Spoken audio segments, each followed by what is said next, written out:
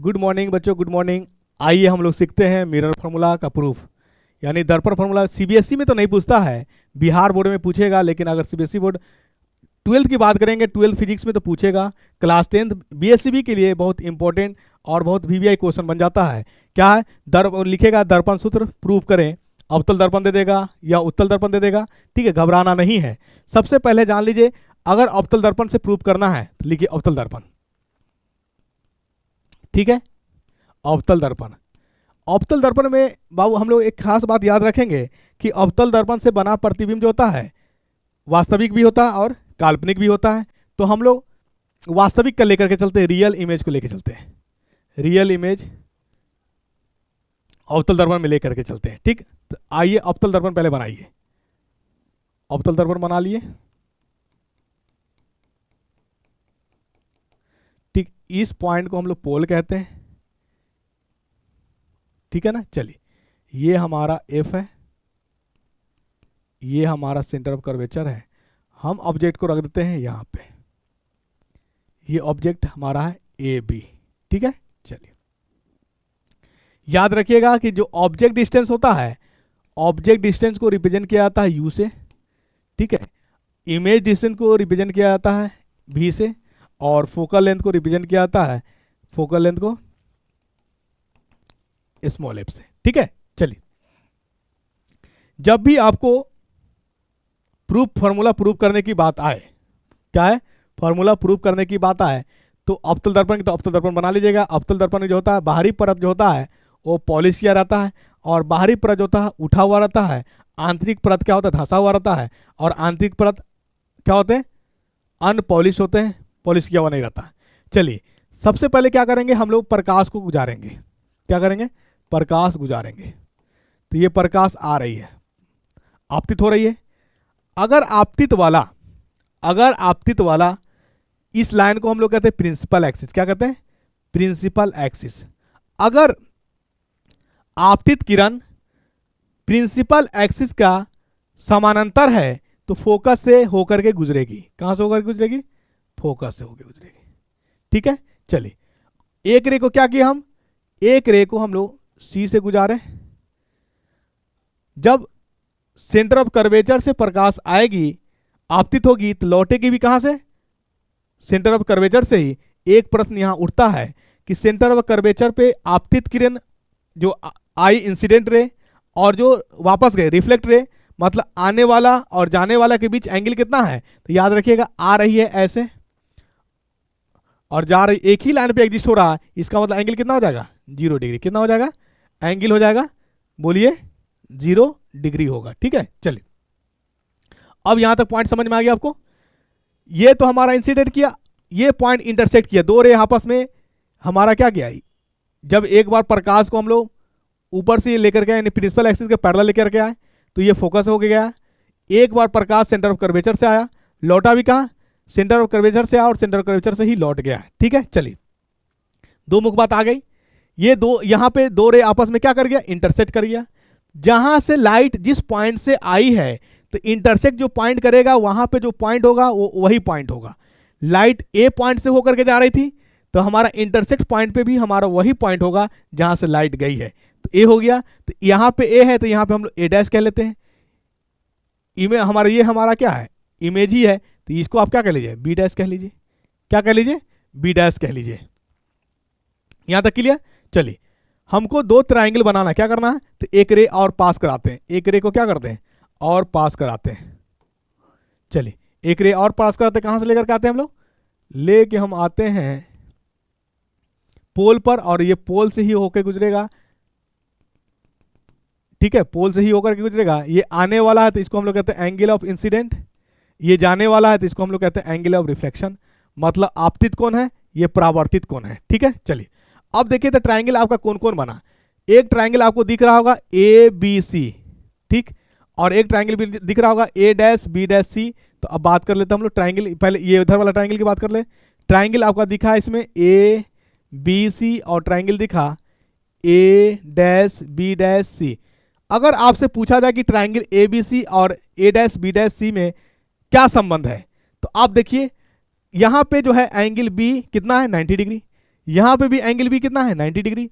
यहां पे बात करेंगे तो ये और एंगल ये एंगल एक दूसरे को क्या है वर्टिकली अपोजिट है, तो वैल्यू क्या होगा सेम होगा। मतलब ये कोण और ये कोण ये कोण ये कोण इस ट्राइंगल में भी सेम, इस ट्राइंगल में भी सेम आ गया। तो जब दो ट्राइंगल में 3 कोण होता है, 2 कोण जब बराबर हो गया तो तीसरा कोण ऑटोमेटिक है कि बराबर हो जाएगा। चलिए तो जब एंगल बराबर हो गया इसका मतलब ए बी सी और triangle A dash B dash क्या है आपस में सिमिलर है। मान लीजिए triangle A B C similar है triangle A dash B dash C के, ठीक है। चलिए और सिमिलर होने से क्या फायदा हमको, जब ट्राइंगल सिमिलर होगा ना बाबू, समझ रहे मेरी बात को, जब ट्राइंगल सिमिलर होगा समरूप होगा तो ट्राइंगल के जो आधार का रेशियो होता है, मतलब साइड का रेशियो, आधार नहीं कहेंगे, भुजा का जो रेशियो होता है वो इक्वल होता है। यही खास बात है ट्राइंगल समरूप का, यानी त्रिभुज अगर समरूप है तो उसकी भुजाओं का जो क्या होगा, भुजाओं का औसत जो होगा, भुजाओं का जो रेशियो होगा वो एक बराबर होगा।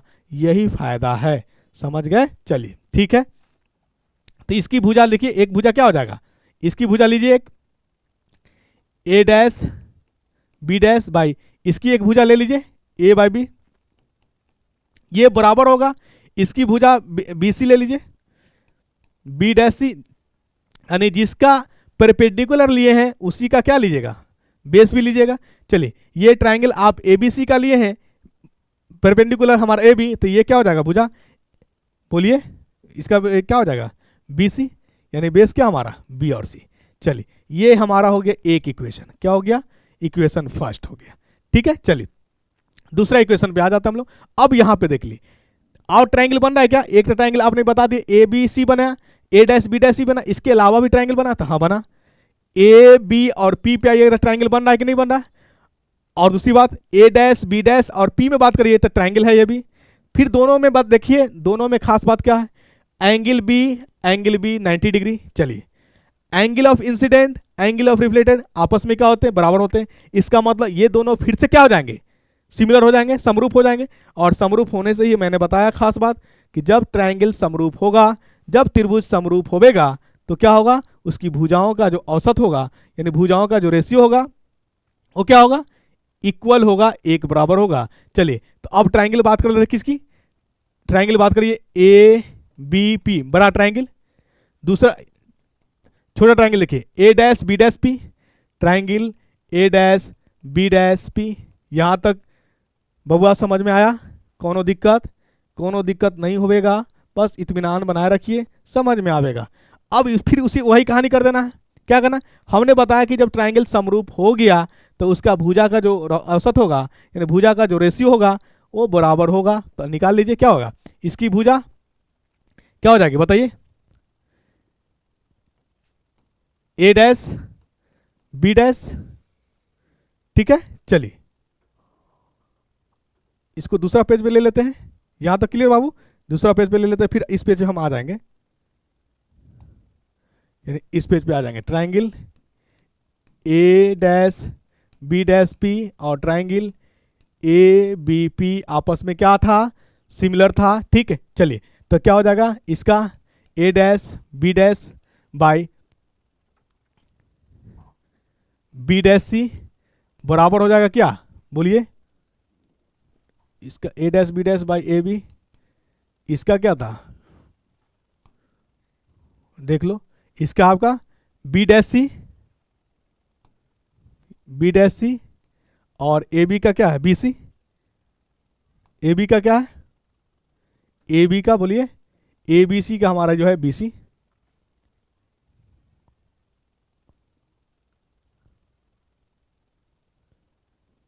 ए डैश बी डैश पी, ठीक ना। तो ये हमारा रेशियो यहाँ पे निकालिए, यहीं पे तो आगे पीछे में मिस्टेक हो जा रहा है। देखिए ट्राइंगल आपका ए बी पी सिमिलर है triangle A dash B dash P, right. चलिए अब निकाल लीजिए क्या है ए डैश बी डैश, इसका क्या हो जाएगा ए बी, इसका साइड हमारा क्या हो जाएगा B dash P,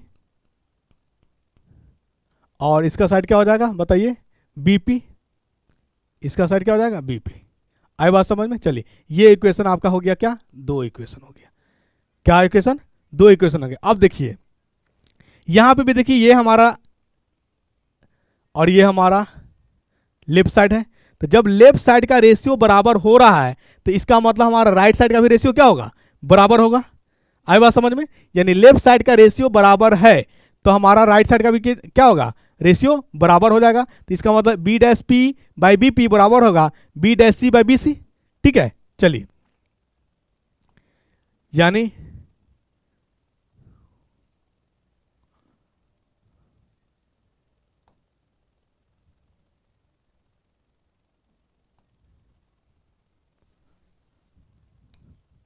B dash P by B P. चलिए, तो हम लोगों ने पहला इक्वेशन से हमारा क्या था, पहला इक्वेशन से हमारा जो है यानी ये रेशियो बराबर हमारा जो है फ्रॉम इक्वेशन 1 एंड 2, 1 एंड 2 से क्या हो जाएगा, B dash P by B P बराबर हो जाएगा क्या, बताइए, बराबर क्या हो जाएगा, B dash P by B P बराबर किसका, B dash C by B C, B dash C by B C. अब यहां पे बात आती है वैल्यू रखने की, किसकी, यानी बी डैश पी क्या होगा, बी सी क्या होगा, ये वैल्यू हमको रखना है। तो ये कैसे रखिएगा, ये कैसे रखिएगा, तो वैल्यू हमको रखना है। तो आइए सबसे पहले यहां पे देख लीजिए, यहां पे आप चिन्हित करिएगा और समझने का प्रयास करिएगा। देखिए बीपी जो है ये ऑब्जेक्ट डिस्टेंस है, क्या है, बीपी आपका ऑब्जेक्ट डिस्टेंस है। इसको हम मिटा देते हैं, इसकी जरूरत नहीं है। यहां से देखिए बी यहां है, पी यहां है, जहां पे जो ऑब्जेक्ट रखी रहती है, यानी हमेशा ऑब्जेक्ट का जो हम लोग मेंशन करते हैं डिस्टेंस का, वो पोल से ही मेंशन करते हैं। क्या करते हैं, पोल से। तो हमारा बीपी जो हो गया, क्या हो गया, बीपी जो हो गया हमारा ऑब्जेक्ट डिस्टेंस हो गया। और ऑब्जेक्ट डिस्टेंस को हम लोग किस रिप्रेजेंट करते हैं, यू से करते हैं। चलिए, अब यहां पे बात कर लिए किसकी, बी डैश पी है, क्या है, बी डैश पी है आपका यहां पे। देखिए तो बी डैश पी कैसे निकलेगा बताइए। तो बी डैश पी जो है, आप जो है बी डैश पी, देखिए पूरा लेंथ है हमारा बीपी, उसमें से अगर हम सीपी घटा देंगे तो बी डैश पी निकल जाएगा। तो हम लिख सकते हैं बी डैश पी को BP minus CP, BP minus CP. तो सीपी क्या है, ये आपका जो है यहां से यहां तक क्या है, सेंटर ऑफ कर्वेचर है, जिसको आप रेडियस कहते हैं, आर कहते हैं। यानी सीपी क्या है, ये रेडियस ऑफ कर्वेचर आर है। ठीक, चलिए, और बीपी तो आपका ऑब्जेक्ट डिस्टेंस यू हो गया। अब आपको निकालना क्या है, जो निकालना देख लीजिए, बी डैश सी। तो बी डैश सी कैसे निकलेगा, ये हमारा निकालना बी डैश सी। तो देखिए तो बी डैश सी, ये हमारा पूरा दूरी हमारा बी सीपी, अगर सीपी में से हमारा निकालना है क्या, बी डैश सी निकालना, बी डैश सी मतलब हमारा ये वाला डिस्टेंस निकालना है। तो ये कह सकते हैं हम लोग बीपी में से अगर हम लोग सीपी घटा दें तो क्या निकल जाएगा हमारा, बोलिए, बीपी में से अगर हम लोग, बोलिए, बीपी में से अगर हम लोग सीपी घटा दें क्या दे देगा, बोलिए, ले लीजिए, बी डैश सी है हमारा। तो क्या यहां पे आपका बी डैश सी, ये वाला दूरी हमको निकालना है। ये दूरी कैसे निकालेंगे, तो ये पूरा हमारा दूरी क्या है, सीपी, सीपी में से बी डैश पी को घटा दीजिए, CP minus B dash P घटा दीजिए। चलिए ठीक है, अब आपके क्या चाहिए, चाहिए आपको बीसी। तो देख लीजिए जो चाहिए निकाल लीजिए, बीसी। देखिए बीसी ये वाला दूरी हमको चाहिए, तो पूरा दूरी हमारा बीपी, उसमें से अगर हम लोग सीपी घटा देंगे तो क्या हो जाएगा, तो बीपी माइनस सीपी जो है हमारा क्या दे देगा, बोलिए,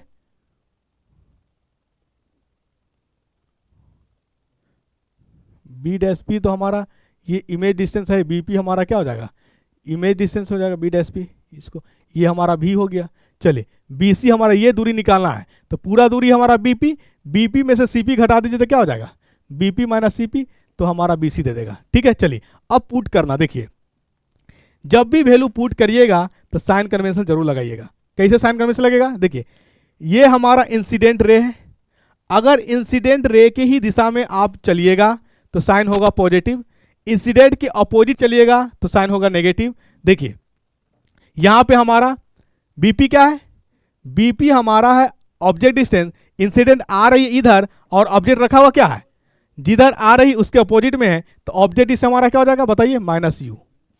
ठीक है, चलिए बी डैश पी देखिए, बी डैश पी हमारा इमेज डिस्टेंस है, लाइट आ रही है ऐसे और हमारा इमेज किधर बन रहा है, इसके उल्टा, तो हमारा भी क्या हो जाएगा, नेगेटिव हो जाएगा। आई बात समझ में। चलिए बीसी हमारा निकालना था सीपी, सीपी क्या देख लीजिए, ये है सीपी, ये सीपी, इसको सीपी को हम लोग कहते हैं रेडियस यानी सेंटर ऑफ कर्वेचर, तो हमारा सीपी जो हो जाएगा हमारा आर के बराबर हो जाएगा। तो देखिए लाइट आ रही ऐसे, हमारा ऑब्जेक्ट रखा हुआ किधर, इधर में है, तो उल्टा जा रहा है, तो हमारा साइन क्या हो जाएगा, माइनस आर। ये माइनस तो पहले से है, बी डैश पी देखिए, बी डैश पी हमारा इमेज डिस्टेंस है, तो ये इमेज डिस्टेंस हमने अभी बताया कि इंसिडेंट के जब अपोजिट चलिएगा, इंसिडेंट की दिशा में जाइएगा तो पॉजिटिव, उसके अपोजिट दिशा में जाइएगा तो नेगेटिव, तो हमारा यानी बी डैश पी क्या हो जाएगा बताइए, माइनस बी। कोई दिक्कत। चलिए अब यहाँ पे आप देख लीजिए बीपी, बीपी क्या ऑब्जेक्ट डिस्टेंस है, तो ऑब्जेक्ट डिस्टेंस माइनस यू, और माइनस तो पहले से है माइनस सीपी, सीपी क्या है, ये है आपका सीपी, सीपी मतलब radius of curvature minus are.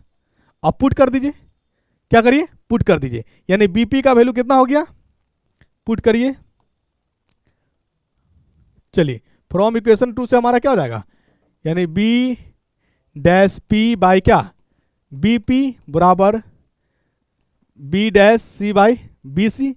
चलिए बी डैश पी का वैल्यू कितना पुट करिएगा, बोलिए, बी डैश पी का वैल्यू है माइनस भी, माइनस भी रखिए, बटे बीपी का वैल्यू, बीपी का वैल्यू कितना, माइनस यू, बराबर है बी डैश सी का वैल्यू, बी डैश सी का वैल्यू कितना है, minus R plus V, minus R plus V, और बताइए बी सी का वैल्यू कितना है, minus U plus R, minus U plus R. चलिए ठीक है, यहां तक हो गया। आइए आगे,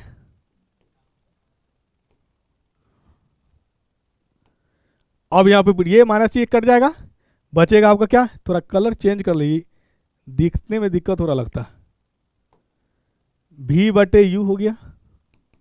चलिए तो ये क्या हो जाएगा बताइए, देखिए यानी भी माइनस आर हो जाएगा, ये क्या हो जाएगा, आर माइनस यू हो जाएगा, क्रॉस मल्टीप्लाई कीजिए, क्या करिए, तो ये क्रॉस मल्टीप्लाई करिए तो क्या हो जाएगा, आर भी, या इसी को मल्टीप्लाई कर दीजिए, इससे इसको मल्टीप्लाई कर दीजिए, जिसको करना आप कर दें, कोई दिक्कत नहीं। तो ये क्या हो जाएगा, यू भी माइनस यू आर। ठीक है, चलिए ये मल्टीप्लाई करिए तो क्या हो जाएगा, यू आर भी आर ना, भी आर, और क्या हो जाएगा बताइए, माइनस भी यू। चलिए भी यू हो गया। ठीक है, अब देखिए 4 को आ गया, साइन करने से सही तो है ना, हाँ चलिए ठीक है, इसको इधर ले आइए और इसको इधर ले जाइए, तो यू भी यानी भी यू, और माइनस इधर जाएगा तो क्या हो जाएगा, प्लस भी यू। ठीक है, ये हो जाएगा क्या, भी आर और प्लस क्या, यू आर। तो ये कितना हो जाएगा बताइए, 2 भी यू हो जाएगा बाबू, बताइए ये क्या हो जाएगा, भी आर और प्लस यू आर। देखिए आर आया है, और आप जानते हैं रेडियस ऑफ कर्वेचर जो होता है, यानी आर बराबर होता है क्या, बोलिए 2f होता है, आर क्या होता है 2f होता है। पुट कर दीजिएगा तो आंसर आ जाएगा। तो चलिए सबसे पहले यहाँ इतना तक आ गया ना, तो इतना लाने के लिए आपका मिरर फॉर्मूला क्या होता है, मिरर फॉर्मूला होता है आपका, मिरर फॉर्मूला होता है आपका क्या होता है, मिरर फॉर्मूला होता है आपका क्या, 1/v plus 1/u equal to 1/f। नीचे होता है आपका भी, आपका आया कितना है, यू भी यू आर ऊपर में आया था, तीनों को आपको डिवाइड करना होगा किससे, यू भी एफ से। आगे क्या करिएगा, डिवाइड यू भी एफ तीनों को, तो क्या हो जाएगा बताइए, 2 भी यू है, इसको डिवाइड करिएगा यू